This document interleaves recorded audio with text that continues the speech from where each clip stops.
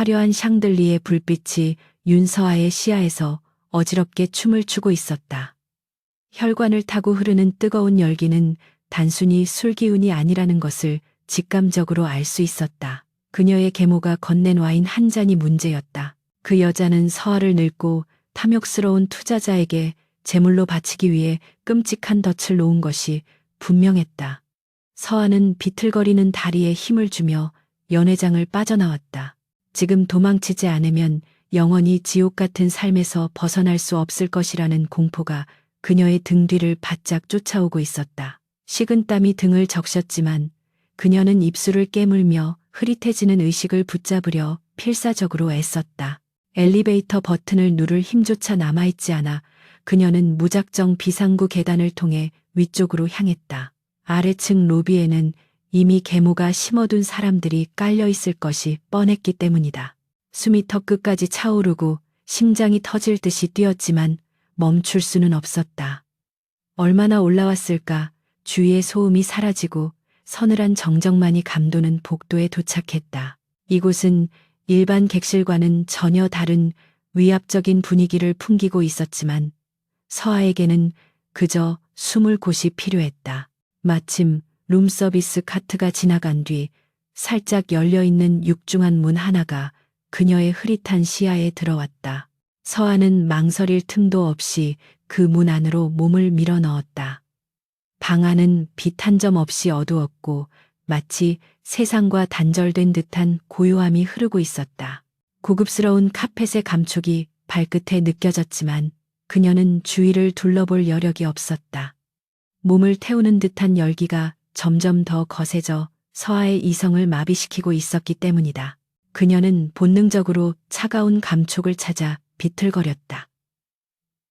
어둠 속에서 희미하게 윤곽을 드러낸 거대한 침대는 마치 구원의 손길처럼 보였다. 그녀는 그대로 침대 위로 쓰러지듯 몸을 던졌고 부드러운 시트의 감촉에 안도의 한숨을 내쉬었다. 강도지는 며칠째 이어지는 극심한 두통과 불면증으로 인해 신경이 날카로울 대로 날카로워져 있었다. 태양그룹의 총수로서 그는 언제나 냉철하고 완벽한 모습을 유지해야 했지만 오늘 밤만큼은 모든 빛을 차단하고 어둠 속에 잠겨 있었다. 그런데 감히 누군가가 그의 허락도 없이 이 신성한 공간을 침범했다. 도진의 미간이 찌푸려지며 서늘한 살기가 그의 눈동자에 어렸다. 경호원들이 문단속을 소홀히 했을 리는 없었다. 그는 침대에 쓰러진 작은 그림자를 향해 소리 없이 다가갔다. 어둠 속에서도 그의 움직임은 사냥감을 노리는 맹수처럼 빠르고 정확했다. 도진은 침입자의 목을 단숨에 제압하기 위해 거칠게 손을 뻗었다. 하지만 그의 손에 닿은 것은 단단한 근육이나 무기가 아니라 불덩이처럼 뜨겁고 부드러운 피부였다. 예상치 못한 감촉에 도진의 동작이 찰나의 순간 멈칫했다. 침입자는 신음소리를 흘리며 고통스러운 듯 몸을 뒤척였다. 그녀의 몸에서 뿜어져 나오는 열기는 비정상적이었고 가쁜 숨소리는 애처로울 정도였다. 이것은 훈련받은 암살자의 침입이라기보다는 길을 잃고 덫에 걸린 작고 연약한 짐승의 모습에 더 가까웠다. 도진은 잡고 있던 손목을 뿌리치려 했으나 여자는 오히려 그의 차가운 손을 필사적으로 붙잡았다. 그 순간 도진의 코끝에 기묘한 향기가 스쳐 지나갔다. 그것은 인위적인 향수의 냄새가 아니라 새벽 숲의 이슬을 머금은 야생화처럼 은은하고 청량한 향이었다. 놀랍게도 그 향기를 맡는 순간 머리를 쪼개는 듯했던 두통이 거짓말처럼 잦아들기 시작했다. 수년 동안 그 어떤 강력한 약물로도 다스릴 수 없었던 고통이 낯선 여자의 채취 하나로 진정되는 상황을 도진은 믿을 수 없었다. 그는 그녀를 밀어내려던 손을 멈추고 홀린 듯이 그녀의 목덜미 근처로 얼굴을 가까이 가져갔다. 맑고 깨끗한 그 향기는 그의 곤두선 신경을 부드럽게 어루만지고 있었다. 제발 도와주세요. 서아는 흐릿한 의식 속에서 눈앞에 있는 남자가 누구인지도 모른 채 간절하게 속삭였다. 그의 몸에서 느껴지는 서늘한 기운이 그녀를 괴롭히는 뜨거운 열기를 식혀주는 유일한 구원처처럼 느껴졌다. 그녀는 본능적으로 도진의 품으로 파고들며 그의 단단한 가슴에 얼굴을 묻었다. 평소라면 낯선 여자의 접촉에 혐오감을 느끼며 당장 내쳐버렸을 도진이었지만 이번에는 달랐다. 그녀가 멀어지면 다시 두통이 밀려올 것 같은 불안감이 그를 붙잡았다. 도진은 잠시 망설이다가 보안팀 호출 버튼을 향해 뻗으려던 손을 거두고 그녀의 허리를 감싸 안았다. 오늘 밤은 이 여자를 내보내지 않기로 결심한 도진은 침대 헤드에 기대어 있던 몸을 천천히 눕혔다. 여자는 마치 제자리를 찾은 듯 그의 팔 안에서 편안한 숨소리를 내기 시작했다. 그녀의 규칙적인 호흡과 은은한 향기에 둘러싸이자 도진의 눈꺼풀도 천근만근 무거워졌다. 그것은 그가 기억하지 못할 만큼 아주 오랜만에 느껴보는 자연스럽고 강력한 수면 욕구였다. 내일 아침이 되면 이 뻔뻔한 침입자에 대한 처분을 결정해야겠지만 지금은 이 기적 같은 평온함을 깨뜨리고 싶지 않았다. 강도진은 낯선 여자를 품에 안은 채 깊고 달콤한 잠의 심연으로 빠져들었다. 창문 틈으로 쏟아지는 날카로운 아침 햇살이 윤서아의 감긴 눈꺼풀을 억지로 비집고 들어왔다. 머리가 깨질 듯 지끈거렸지만 어젯밤 몸을 휘감았던 몽롱한 열기는 거짓말처럼 사라져 있었다. 서아는 무거운 눈을 뜨며 낯선 천장 무늬를 멍하니 응시했다. 이곳은 그녀의 좁고 낡은 방이 아니었다. 순간등 뒤에서 느껴지는 단단하고 따뜻한 체온에 그녀의 심장이 덜컥 내려앉았다. 고개를 돌린 서아의 눈에 들어온 것은 조각처럼 빚어진 낯선 남자의 잠든 얼굴이었다. 경악에 찬 비명을 삼키며 그녀는 반사적으로 침대 끝으로 물러나려다 바닥으로 요란하게 굴러떨어지고 말았다. 쿵 하는 소리와 함께 정적은 산산이 조각났고 침대 위에 있던 남자 강도진이 천천히 눈을 떴다. 평소라면 작은 소음에도 예민하게 반응하여 살기를 띄었을 테지만 오늘 그의 눈동자는 기이할 정도로 맑게 개어 있었다. 수년 만에 처음으로 악몽 없이 맞이한 개운한 아침이었다. 도진은 침대 아래 엉덩방아를 참은 채 공포에 질려 떨고 있는 여자를 내려다보았다. 간밤에 자신을 깊은 잠으로 이끌었던 그 달콤한 향기가 그녀가 멀어지자 희미해지고 있었다. 도진은 상체를 일으키며 차갑게 식은 목소리로 입을 열어 그녀를 압박했다. 서아는 떨리는 손으로 찢어진 드레스 옷깃을 여미며 자리에서 일어났지만 다리에 힘이 풀려 다시 주저앉을 뻔했다. 남자의 압도적인 분위기는 그녀를 숨막히게 했고 본능적으로 도망쳐야 한다는 경고음을 울려댔다.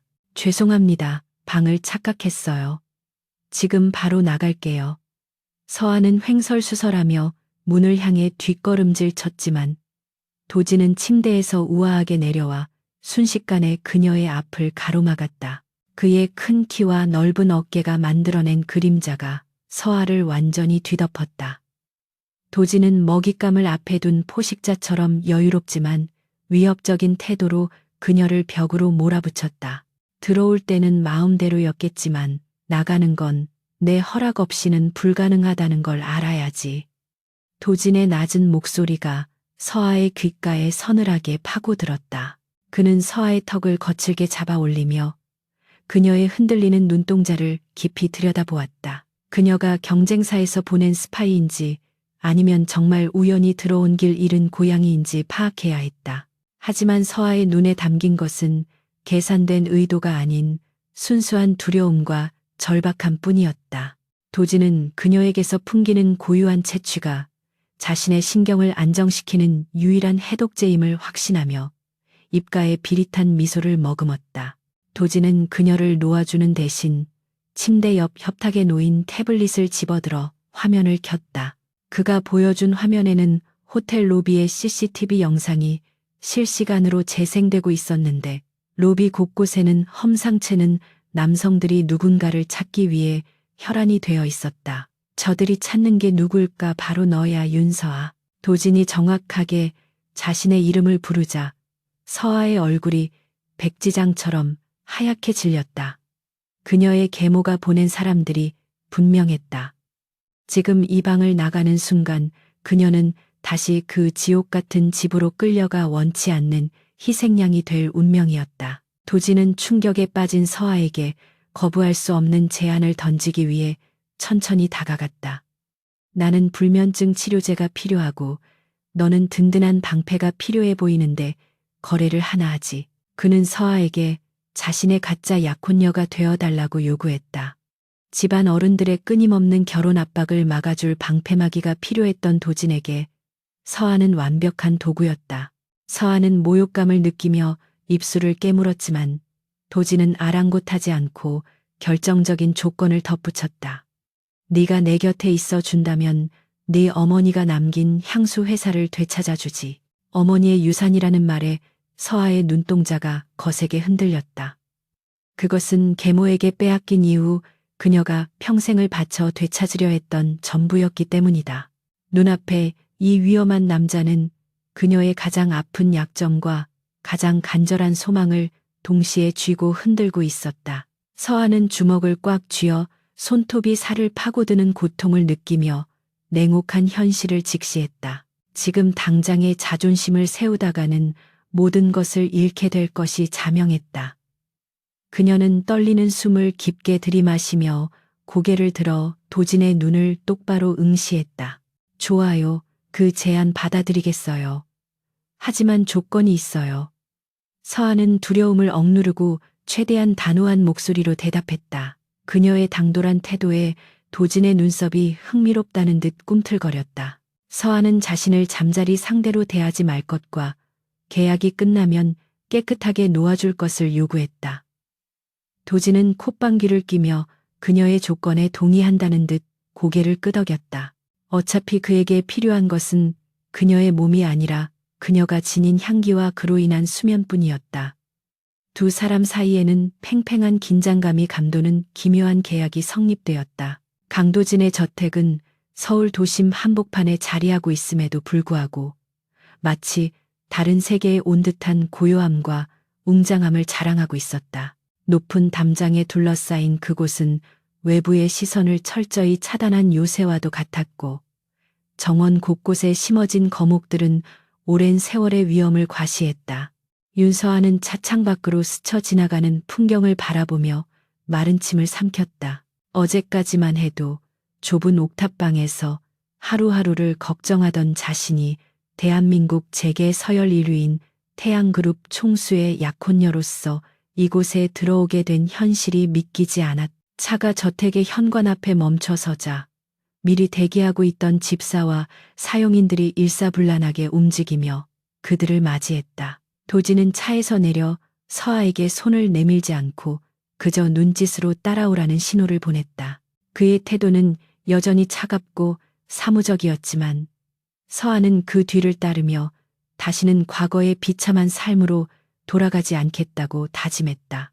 저택 내부는 화려함보다는 절제된 세련미가 돋보였지만 그 넓은 공간이 주는 위압감은 상당했다. 도진은 서아를 2층에 위치한 그녀의 방으로 안내하며 앞으로 지켜야 할 규칙들을 나열했다. 낮 동안에는 각자의 생활을 존중하되 밤에는 반드시 자신의 침실에서 머물러야 한다는 조항이 가장 먼저 언급되었다. 서아는 얼굴이 화끈거리는 것을 느꼈지만 이것이 계약의 핵심 조건임을 상기하며 묵묵히 고개를 끄덕였다. 도진은 그녀에게 개인 비서와 스타일팀을 붙여주겠다고 말하며 오늘 저녁에 있을 자선 경매 행사에 동행할 준비를 하라고 지시했다. 그 행사는 단순한 사교 모임이 아니라 서아를 공식적인 약혼녀로 세상에 공표하는 첫 무대이자 그녀를 짓밟으려 했던 계모와 이복동생에게 보내는 선전포고의 장이 될 예정이었다. 오후가 되자 유명한 스타일리스트들이 저택으로 들이닥쳐 서아를 머리부터 발끝까지 변신시키기 시작했다. 거울 속에 비친 자신의 모습은 낯설 정도로 아름다웠다. 윤기 흐르는 검은 머리카락은 우아하게 올렸고 어깨선이 드러나는 짙은 네이비색 드레스는 그녀의 하얀 피부와 완벽한 대조를 이루며 고혹적인 분위기를 자아냈다. 화려한 보석으로 치장하지 않아도 그녀가 가진 본연의 기품이 드러나자 주변의 스태프들조차 감탄을 금치 못했다. 준비를 마치고 계단을 내려오는 서아를 본 도진의 시선이 잠시 흔들렸다. 그는 늘 무표정한 얼굴로 감정을 감추는데 능숙했지만 이번만큼은 그녀의 압도적인 아름다움에 찰나의 순간 할 말을 잃었다. 도진은 곧바로 냉정을 되찾고 그녀에게 다가가 팔을 내밀며 낮은 목소리로 완벽하다고 속삭였다. 그것은 단순한 칭찬이 아니라 자신의 소유물에 대한 만족감의 표현이었다. 행사장으로 향하는 리무진 안에서 도진은 서아에게 오늘 마주치게 될 사람들에 대한 정보를 간략하게 설명해 주었다. 특히 그녀의 계모인 최미자와 이복 동생 윤하은이 행사에 참석한다는 사실을 알렸을 때 서아의 손끝이 미세하게 떨렸다. 도진은 그 떨림을 놓치지 않고 그녀의 차가운 손을 자신의 크고 따뜻한 손으로 덮었다. 고개 숙이지 마. 넌 이제 태양그룹의 안주인이 될 사람이야. 그 누구도 너를 함부로 대하게 두지 않아. 도진의 말은 위로라기보다는 명령에 가까웠지만 서아에게는 그 어떤 다정함보다 든든한 갑옷처럼 느껴졌다. 그녀는 도진의 손을 맞잡으며 두려움을 용기로 바꾸려 애썼다. 오늘 밤 그녀는 더 이상 피해자가 아니라 당당한 승리자로서 그들 앞에 서야만 했다. 행사장에 도착하자마자 수많은 취재진의 카메라 플래시가 쉴 새 없이 터지며 눈을 멀게 할 듯 쏟아졌다. 강도진이 의문의 여성과 함께 등장했다는 사실만으로도 장내는 순식간에 술렁거렸다. 도진은 서아의 허리를 단단히 감싸 안고 레드카펫을 걸으며 쏟아지는 질문 세례를 무시했다. 그의 당당한 태도에 압도된 기자들은 길을 터주었고 서아는 도진의 보폭에 맞춰 우아하게 걸음을 옮겼다. 연회장 안으로 들어서자 정재계 인사들의 시선이 일제히 두 사람에게 꽂혔다. 그 시선 속에는 호기심과 질투 그리고 경계심이 뒤섞여 있었다. 서아는 긴장으로 인해 심장이 터질 것 같았지만 도진의 단단한 팔에 의지하며 턱을 치켜들고 미소를 잃지 않았다. 그때 불청객들이 그들 앞을 가로막았다. 화려하게 치장했지만 탐욕스러운 눈빛을 감추지 못한 최미자와 질투에 휩싸인 윤하은이었다. 최미자는 짐짓 놀란 척하며 서아에게 다가와 뻔뻔스러운 연기를 시작했다. 아이고, 서아야, 여기서 뭐 하는 거니? 집 나가서 걱정했는데 이런 대단한 분과 함께 있다니 이게 무슨 민폐니? 그녀의 목소리는 걱정을 가장하고 있었지만 그 속에는 서아를 천박한 여자로 매도하려는 악의가 가득했다. 주변 사람들의 수군거림이 들려오기 시작했고 윤하은은 비릿한 웃음을 흘리며 서아를 위아래로 훑어보았다. 언니 정말 대단하다. 어떻게 하루 만에 회장님을 꼬셔 몸이라도 팔았어? 하은의 독설이 서아의 가슴을 후벼 팠지만 서아는 입술을 깨물며 반박하려 했다. 하지만 서아가 입을 열기도 전에 도진의 서늘한 목소리가 공간을 얼어붙게 만들었다. 지금 제 약혼녀에게 무슨 막말을 하시는 겁니까? 도진의 눈빛은 마치 벌레를 보는 듯 차갑게 식어 있었다. 그는 최미자와 윤하은을 번갈아 노려보며 압도적인 기운을 뿜어냈다. 주변의 공기가 무겁게 가라앉았고 최미자의 얼굴에서 가식적인 미소가 사라졌다. 도진은 한 걸음 앞으로 나서며 서아를 자신의 등 뒤로 보호하듯 감쌌다.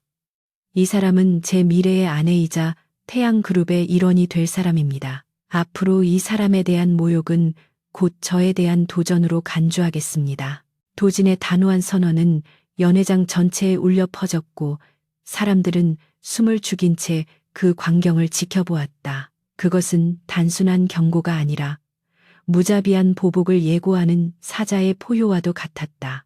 경매가 시작되자 도진은 서아를 자신의 옆자리에 앉히고 보란 듯이 다정한 모습을 연출했다. 경매의 하이라이트로 서아의 친어머니가 생전에 아꼈으나 집안이 몰락하면서 최미자에 의해 팔려나갔던 희귀한 블루 다이아몬드 목걸이가 등장했다. 서아는 화면에 뜬 목걸이를 보고 숨을 멈췄다. 그것은 어머니의 유품이자 잃어버린 행복의 상징이었다. 최미자 역시 그 목걸이를 알아보고 눈독을 들이며 입찰에 참여했다. 가격은 순식간에 치솟았지만 도진은 표정 하나 바꾸지 않고 계속해서 패를 들어 올렸다. 결국 최미자가 감당할 수 없는 천문학적인 금액을 부르며 도진이 목걸이를 낙찰받았다. 장내는 그의 재력과 대담함에 경악했고 최미자는 분함에 얼굴이 붉게 달아올라 부들부들 떨었다. 도진은 낙찰받은 목걸이를 그 자리에서 직접 서아의 목에 걸어주었다. 차가운 다이아몬드가 피부에 닿는 순간 서아는 뜨거운 눈물을 삼켰다. 도진은 그녀의 귓가에 작게 속삭였다. 약속했지. 빼앗긴 건 전부 찾아주겠다고. 서아는 도진을 올려다보았다. 처음에는 그저 무서운 계약 상대라고만 생각했던 그가 지금 이 순간만큼은 세상에서 가장 믿음직한 구원자로 보였다. 두 사람을 지켜보는 최미자의 눈에는 살기가 번뜩였다. 그녀는 치욕을 참지 못하고 행사장을 빠져나가며 핸드폰을 꺼내 들었다. 그녀가 전화를 건 상대는 도진을 무너뜨리기 위해 기회를 엿보고 있던 그의 숙부였다. 적들의 연합이 은밀하게 시작되고 있었다. 저택으로 돌아오는 차 안에는 이전과는 다른 종류의 침묵이 흘렀다.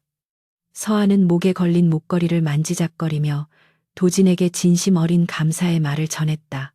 도진은 창밖을 응시하며 무심한 척했지만 유리창에 비친 그의 입꼬리가 아주 미세하게 올라가 있었다. 그는 자신이 왜 이렇게까지 감정적으로 행동했는지 스스로도 이해할 수 없었다.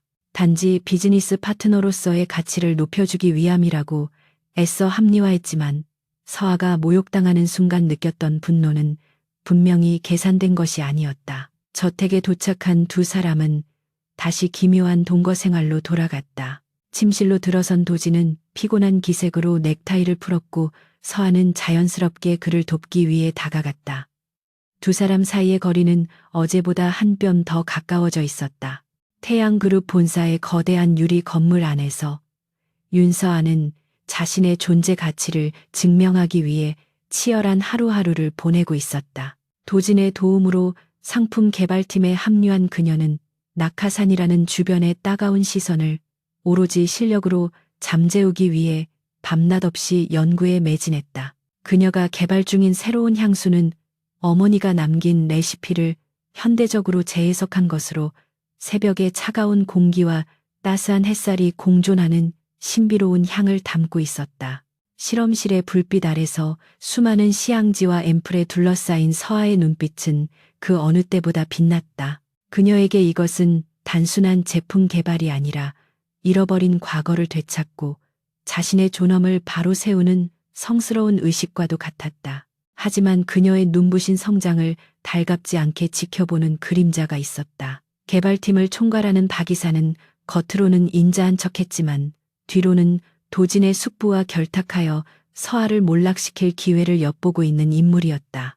그는 서아의 천재적인 재능이 자신들의 입지를 위협할 것이라 판단하고 치밀한 함정을 파기 시작했다. 신제품 출시를 앞둔 최종 프레젠테이션 날 회의실의 공기는 무겁게 가라앉아 있었고 임원들의 시선은 날카로웠다. 서아가 준비한 자료를 발표하려던 순간 박 이사가 먼저 손을 들고 이의를 제기하며 회의의 흐름을 단숨에 끊어버렸다.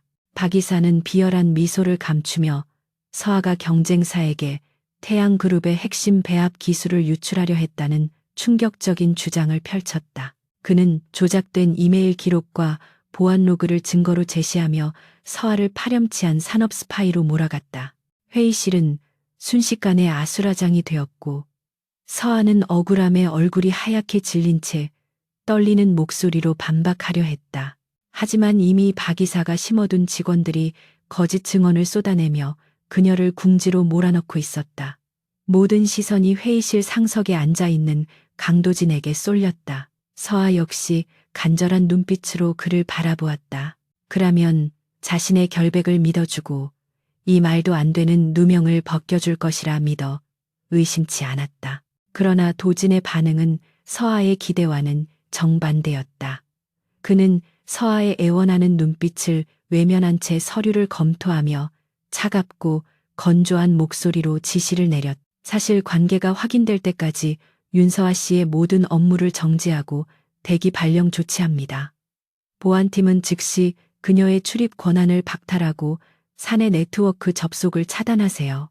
도진의 말은 서아의 심장에 비수처럼 꽂혔다. 그가 자신을 믿지 않는다는 사실이 억울한 누명보다 더 큰 고통으로 다가왔다. 서아는 배신감에 눈물이 차올랐지만 이내 입술을 깨물며 눈물을 삼켰다. 여기서 무너지는 모습을 보이면 정말로 패배자가 되는 것 같았기 때문이다. 보안 요원들에게 이끌려 회사 밖으로 쫓겨난 서아는 망연자실한 표정으로 거리를 배회했다. 화려했던 약혼녀의 지위도 도진의 보호도 모두 신기루처럼 사라진 것만 같았다. 저녁이 되어 저택으로 돌아온 그녀는 도진을 마주칠 자신이 없어 방에 틀어박히려 했으나 도진은 평소와 다름없이 그녀를 침실로 불렀다. 침묵이 감도는 침실 안에서 서아는 도진을 향해 참아왔던 감정을 터뜨렸다. 어떻게 저를 믿지 않을 수 있죠? 제가 당신을 위해 그리고 제 어머니의 명예를 위해 얼마나 노력했는지 알잖아요. 그녀의 목소리는 떨리고 있었지만 그 속에는 깊은 상처와 원망이 서려 있었다. 도진은 흥분한 서아를 말없이 응시하다가 천천히 다가와 그녀의 어깨를 감싸 안았다. 그의 손길은 낮에 보여주었던 냉정함과는 달리 따뜻하고 부드러웠다. 적을 속이려면 먼저 내 편부터 완벽하게 속여야 하는 법이야. 도진의 낮은 속삭임이 서아의 귓가를 간지럽혔다. 서아는 놀란 눈으로 그를 올려다보았다.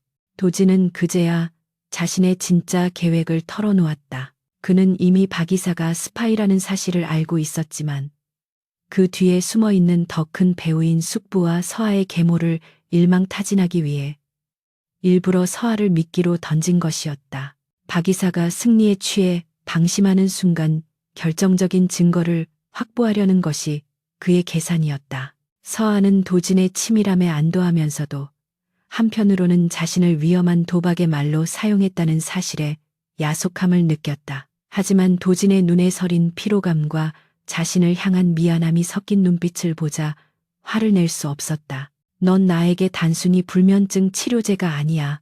이제는 내 약점이 되어버렸지. 그래서 더 확실하게 지켜야 했어.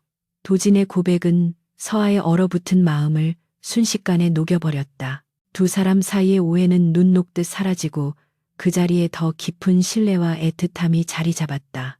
그날 밤 도진은 악몽 대신 서아의 품에서 평온을 찾았고 서아 역시 그의 단단한 팔에 안겨 불안한 미래를 잊은 채 잠들었다. 다음 날부터 상황은 도진의 시나리오대로 흘러갔다. 박 이사는 서아가 완전히 제거되었다고 믿고 숙부에게 기밀 문서를 넘기기 위해 은밀한 접촉을 시도했다. 도진이 심어둔 정보팀은 박 이사의 모든 통신 기록과 자금 흐름을 실시간으로 추적하며 포위망을 좁혀갔다. 서아는 겉으로는 근신 중인 척 연기하며 집안에서 도진을 도와 향수의 진짜 배합 공식을 암호화하여 숨겨두었다. 두 사람은 회사 안팎에서 보이지 않는 적들과 싸우며 묘한 전우애를 다져나갔다. 위기는 오히려 두 사람의 관계를 더욱 단단하게 묶어주는 접착제가 되고 있었다. 그러나 적들은 생각보다 더 교활하고 잔인했다. 박 이사의 배후에 있는 서아의 계모 최미자는 단순히 서아를 회사에서 쫓아내는 것만으로는 만족하지 못했다. 그녀는 서아가 다시는 재기할 수 없도록 완전히 짓밟아버릴 끔찍한 계획을 세우고 있었다. 며칠 뒤 폭우가 쏟아지는 밤, 서아는 도진이 급한 회의로 늦는다는 연락을 받고 홀로 저택에 남아 있었다. 창밖에서 번개가 치는 순간 저택의 전기가 모두 나가며 칠흑 같은 어둠이 찾아왔다. 서아는 불안한 마음에 인터폰을 확인하려 했지만 밖에서 들려오는 거친 발소리에 심장이 멈출 듯 굳어버렸다. 어둠 속에서 낯선 그림자들이 그녀를 향해 다가오고 있었다. 거센 빗소리가 창문을 때리는 소음에 묻혀 현관문이 부서지는 소리는 둔탁하게 들려왔다. 윤서아는 어둠 속에서 뒷걸음질 치며 비상벨을 누르려 했지만 들이닥친 괴한들의 속도가 훨씬 빨랐다. 검은 우비와 마스크로 얼굴을 가린 남자들이 순식간에 그녀를 에워쌌고 저항할 틈도 없이 차가운 약품 냄새가 나는 손수건이 그녀의 입과 코를 틀어막았다. 희미해져가는 의식 속에서 그녀는 도진의 이름을 부르려 애썼지만 목소리는 입안에서만 맴돌 뿐 밖으로 나오지 못했다. 그녀의 몸이 힘없이 바닥으로 무너지자 괴한들은 짐짝처럼 그녀를 들쳐매고 빗속으로 사라졌다. 남겨진 것은 깨진 화분 조각들과 바닥에 떨어진 서아의 휴대폰 뿐이었다. 얼마나 시간이 흘렀는지 가늠할 수 없는 칠흑 같은 어둠 속에서 서아는 날카로운 두통과 함께 눈을 떴다. 퀴퀴한 곰팡이 냄새와 녹슨 쇠 냄새가 코를 찔렀고 손목과 발목은 거친 밧줄에 묶여 의자에 단단히 고정되어 있었다. 이곳은 버려진 폐창고인 듯 천장 곳곳에서 빗물이 새어 들어와 바닥을 적시고 있었다. 서아가 상황을 파악하려 주위를 둘러보던 그때 창고 구석에서 익숙하고도 혐오스러운 웃음소리가 들려왔다. 최미자가 만족스러운 표정으로 도진의 숙부와 나란히 서서 그녀를 내려다보고 있었다. 그녀의 눈빛은 마치 승리라도 거둔 듯 오만했고 탐욕으로 번들거리고 있었다. 최미자는 서아의 턱을 거칠게 움켜쥐며 비릿한 미소를 지었다. 네가 감히 내 딸의 자리를 뺏고 태양그룹의 안주인 노릇을 하려 들어? 주제를 알아야지. 그녀의 옆에 있던 도진의 숙부는 비웃음을 흘리며 자신의 휴대폰을 꺼내 들었다. 그는 서아를 인질로 삼아 도진에게 그룹 경영권을 포기하라는 협박 전화를 걸 준비를 하고 있었다. 그들은 도진이 서아에게 특별한 감정을 가지고 있다는 것을 눈치채고 그녀를 가장 확실한 약점으로 이용하려 했다. 서아는 그들의 비열한 계획에 치를 떨며 입술을 깨물었다. 도진이 자신 때문에 모든 것을 잃게 만들 수는 없었다. 그녀는 그들이 방심한 틈을 타 필사적으로 손목의 매듭을 풀 방법을 찾기 시작했다. 같은 시각 강도진은 회의 도중 보안팀으로부터 저택 침입 알람과 서아의 신호가 끊겼다는 보고를 받고 이성을 잃었다. 그의 차가운 가면은 순식간에 산산조각이 났고 눈빛은 분노로 붉게 충혈되었다. 그는 즉시 회의를 중단하고 주차장으로 달려가 자신의 스포츠카에 올라탔다. 빗줄기가 앞을 분간할 수 없을 정도로 쏟아졌지만 도진은 엑셀러레이터를 끝까지 밟으며 도로를 질주했다. 핸들을 잡은 그의 손은 하얗게 질려 있었고 머릿속은 오직 서아를 구해야 한다는 생각 하나로 가득 찼다. 만약 그녀에게 털끝만큼이라도 상처가 생긴다면 그 대가가 무엇이든 놈들을 지옥 끝까지 쫓아가 응징할 것이라고 그는 맹세했다. 폐창고 안에서 서하는 시간을 벌기 위해 최미자와 숙부를 도발하기 시작했다. 강도진이 정말 나 때문에 회사를 포기할 것 같아요? 우린 그저 계약 관계일 뿐이에요. 당신들은 헛수고하는 거라고요. 서하의 말에 숙부의 표정이 일그러졌고 그는 화를 참지 못하고 서하의 뺨을 세게 내리쳤다. 날카로운 통증과 함께 입안이 터져 피비린내가 났지만 서하는 그 틈을 타몰래 챙겨두었던 날카로운 유리 조각으로 밧줄을 긁어내고 있었다. 그녀의 도발은 단순한 반항이 아니라 도진이 도착할 때까지 그들의 시선을 분산시키고 탈출 기회를 만들기 위한 철저한 계산이었다. 공포에 질려 떨기보다는 스스로 운명을 개척하려는 그녀의 눈빛은 그 어느 때보다 강렬하게 빛나고 있었다. 그 순간 창고의 낡은 철문이 굉음과 함께 뜯겨나가며 눈부신 헤드라이트 불빛이 내부를 비췄다. 도진의 차가 입구를 들이받고 멈춰섰고 차문이 열리며 비에 젖은 도진이 걸어 나왔다. 그의 모습은 마치 지옥에서 올라온 사신처럼 살기로 가득 차 있었다. 숙부가 당황하여 고용된 깡패들에게 공격을 지시했지만 분노한 도진을 막기에는 역부족이었다. 도진은 달려드는 사내들을 망설임 없이 제압하며 오직 서아가 있는 곳을 향해 직진했다. 그의 주먹이 허공을 가를 때마다 뼈가 부러지는 소리와 비명이 창고 안에 울려 퍼졌다. 평소에 우아하고 절제된 모습은 온데간데 없고 오로지 사랑하는 여자를 지키려는 맹수와 같은 본능만이 남아 있었다. 도진이 순식간에 깡패들을 쓰러뜨리고 서아의 앞을 가로막고 있던 숙부의 멱살을 잡아 올렸다. 공포에 질린 숙부와 최미자는 뒷걸음질 치며 살려달라고 애원했지만 도진의 눈에는 자비가 없었다. 내 것에 손을 댄 대가가 얼마나 처참한지 똑똑히 보여주지. 도진이 마지막 일격을 가하려던 순간 밧줄을 끊어낸 서아가 비틀거리며 일어나 그의 팔을 붙잡았다. 그만해요. 도진 씨. 이제 경찰이 올 거예요. 서아의 떨리는 목소리가 도진의 이성을 겨우 붙잡았다. 도진은 거친 숨을 몰아쉬며 숯불을 바닥에 내동댕이 치고 피투성이가 된 손으로 서아의 얼굴을 감싸 쥐었다. 괜찮아? 늦어서 미안해. 그의 목소리는 금방이라도 울음을 터뜨릴 것처럼 물기에 젖어 있었다. 멀리서 경찰차의 사이렌 소리가 들려오기 시작하자 최미자와 숙부는 절망적인 표정으로 주저앉았다. 도진은 자신의 재킷을 벗어 젖은 서아의 몸을 감싸 안고 그녀를 조심스럽게 안아들었다. 서아는 도진의 품에 안기자 그제야 긴장이 풀리며 참았던 눈물을 쏟아냈다. 빗물과 눈물이 뒤섞인 그녀의 얼굴을 닦아주며 도진은 그녀의 이마에 입을 맞췄다. 다시는 너를 혼자 두지 않을게. 이것은 더 이상 계약에 의한 의무가 아니었다. 빗속을 뚫고 걸어가는 두 사람의 모습은 그 어떤 시련도 갈라놓을 수 없는 견고한 사랑의 시작을 알리고 있었다. 태양그룹 본사의 대회의 실은 긴급 주주총회 시작 전부터 팽팽한 긴장감이 감돌고 있었다. 도진의 숙부는 회장 회의만을 상정하며 주주들을 포섭하기 위해 열을 올리고 있었고 최미자는 그 옆에서 승리를 확신하는 듯 오만한 표정으로 앉아 있었다. 그들은 도진이 납치 사건의 충격으로 인해 경영 능력을 상실했다고 주장하며 여론을 조작하려 했다. 회의실 안은 숙부 측 사람들의 고성과 비난으로 소란스러웠지만 정작 주인공인 강도진의 모습은 보이지 않았다. 시간이 흐를수록 주주들의 동요가 심해지자 숙부는 회심의 미소를 지으며 의사봉을 두드려 안건을 강행 처리하려 했다. 바로 그 순간 굳게 닫혀있던 회의실의 문이 육중한 소리를 내며 활짝 열렸다. 말끔한 슈트 차림의 강도진이 윤서아의 손을 잡고 당당하게 회의실 안으로 걸어 들어왔다. 그의 얼굴에는 며칠 전의 부상 흔적이 옅게 남아 있었지만 눈빛만큼은 그 어느 때보다 형형하게 빛나고 있었다.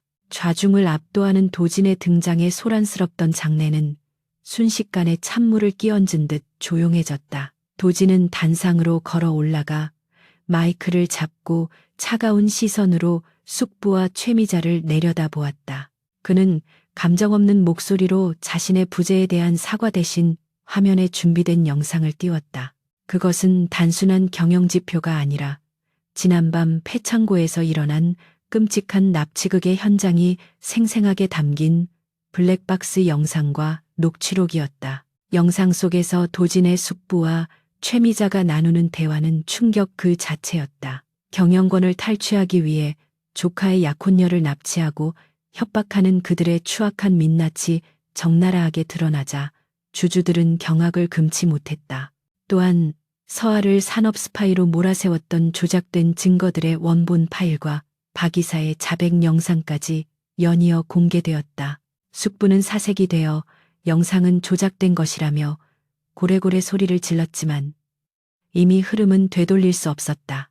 도진은 더 이상의 변명은 법정에서 하라며 단호하게 말했고 대기하고 있던 경찰들이 회의실로 들이닥쳤다. 최미자는 서아에게 달려들며 발악하려 했지만 경찰들에 의해 제지당하고 차가운 수갑이 그녀의 손목에 채워졌다.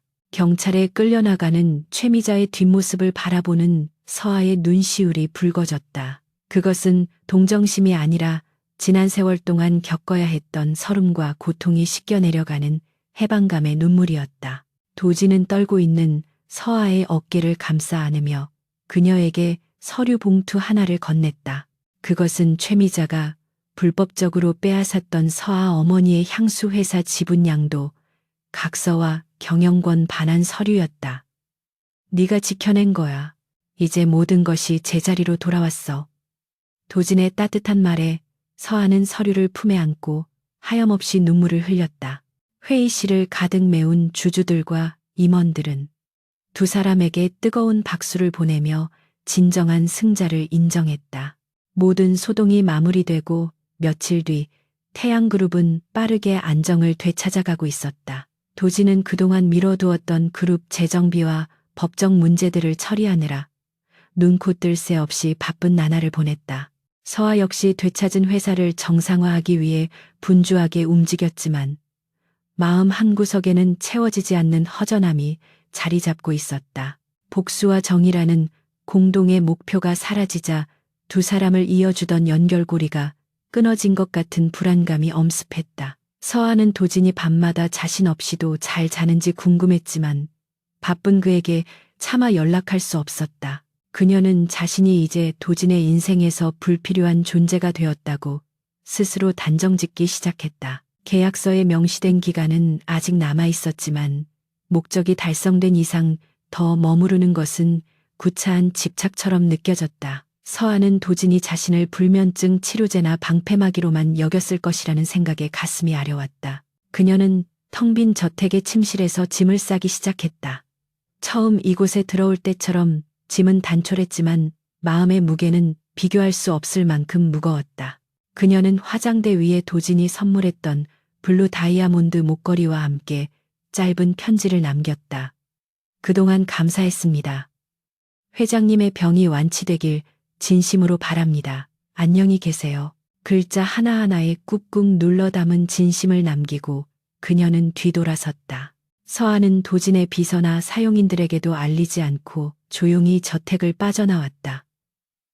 정원의 거목들이 만드는 그림자가 그녀의 쓸쓸한 발걸음을 배웅했다.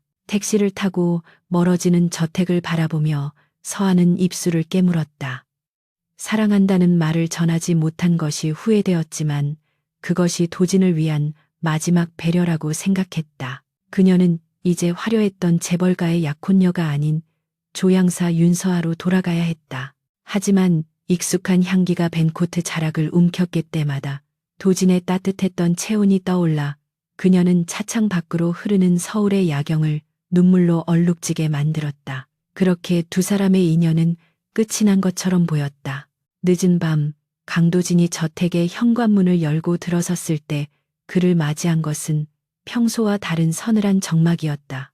최근 며칠간 회사의 뒷수습으로 인해 새벽이 되어서야 귀가하느라 서아의 잠든 얼굴만 잠깐 보는 것이 전부였지만 그 짧은 순간이 그에게는 하루를 버티게 하는 유일한 안식이었다. 도진은 습관처럼 2층 침실로 향하며 넥타이를 느슨하게 풀었다. 방문을 열면 옅은 스탠드 불빛 아래서 그녀가 색색거리며 자고 있거나 혹은 잠이 깬 부스스한 모습으로 그를 반겨줄 것이라 기대했다. 하지만 방문을 열었을 때 그의 눈에 들어온 것은 주름 하나 없이 깨끗하게 정돈된 침대와 그 위에 덩그러니 놓인 작은 편지 봉투뿐이었다. 불길한 예감이 등골을 타고 차갑게 흘러내렸다. 도진은 떨리는 손으로 침대 옆 협탁에 놓인 블루 다이아몬드 목걸이와 편지를 집어들었다. 짧은 작별 인사가 적힌 편지지를 읽어내려가는 동안 그의 표정은 점차 딱딱하게 굳어지다. 이내 허탈함과 분노가 뒤섞인 복잡한 감정으로 일그러졌다.